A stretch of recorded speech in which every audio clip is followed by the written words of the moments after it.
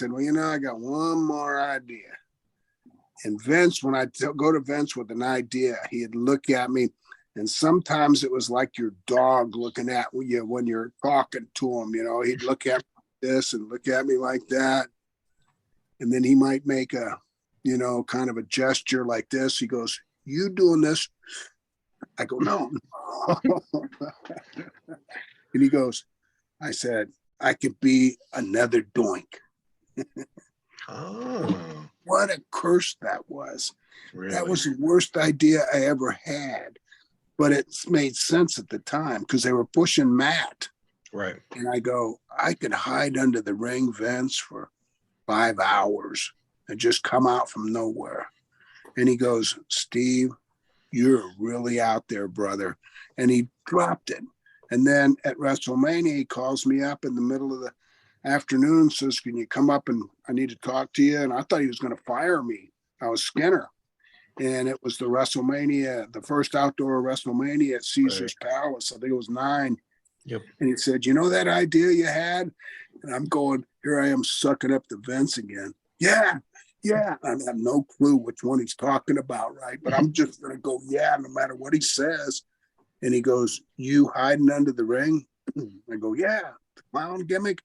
And he goes, "Yeah, we're going to do that." And so it was kind of fun, but it was a curse, because if you'd have told me in my 44-year career that my wrestling part of 30 years, I would end up, the only thing people would remember you when you say, "Oh, who are you?" "Ah, I was Steve Keirn." "Oh, never heard of him." "Steve Gator Keirn?" "Never heard of him." "Fabulous One?" "Never heard of him." "Skinner?" "Never heard of him."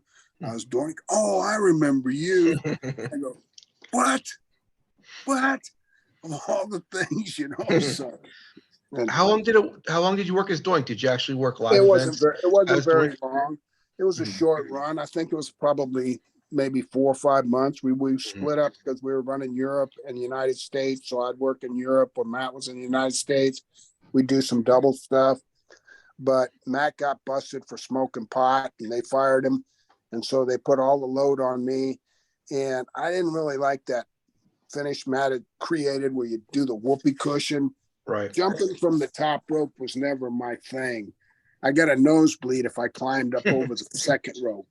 But that and painting my face, it took an hour. I'd been Skinner. I would lay on the floor and roll around in the dirt and wait for him to play the bug music of the sound of the Everglades, and got up, took a drink, put the licorice in my mouth and walked around. Now I got to paint my face for an hour. Now I got to put on a silly ass costume. Now on top of all of that, now I got to act silly. And so I cussed out Terry Funk one time because I know I had heard that he was one of the ones that suggested a rodeo clown years ago. And that's where Vince got the idea. I can't believe he gave me a clown idea.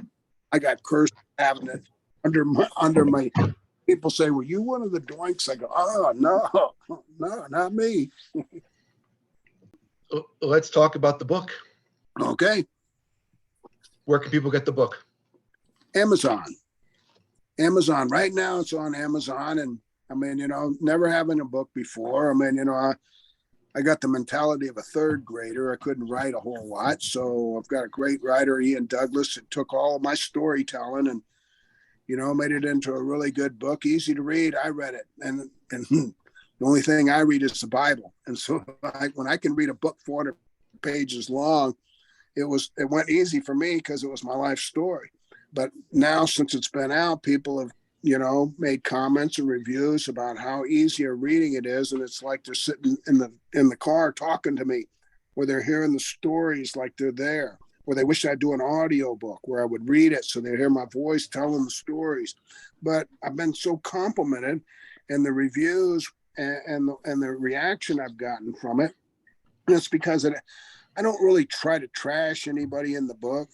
So people are looking for a book where I'm trying to run other guys down, or I'm trying to run, you know, promoters down or whatever. I might see a few things that are, you know, just come from the heart, that were times that passed by. But I mean, you know, even Vince, as much as we went through and my 14 years working with him, I mean, you know, when it was all said and done, after FCW, I basically walked away with it with no hard feelings towards anybody, because the way I looked at it is they had supported me and my family. My kids went through college.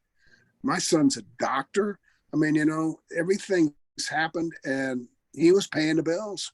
And so I was working for somebody, and whatever he was doing, that's his business. And there's no hard feelings about anybody. So I don't write to try to trash people. There's some things I could have wrote. There's some other things I could have embellished. But sometimes I watch, as a matter of fact, sometimes I watch podcasts, and I've seen guys from my era get on and just lie.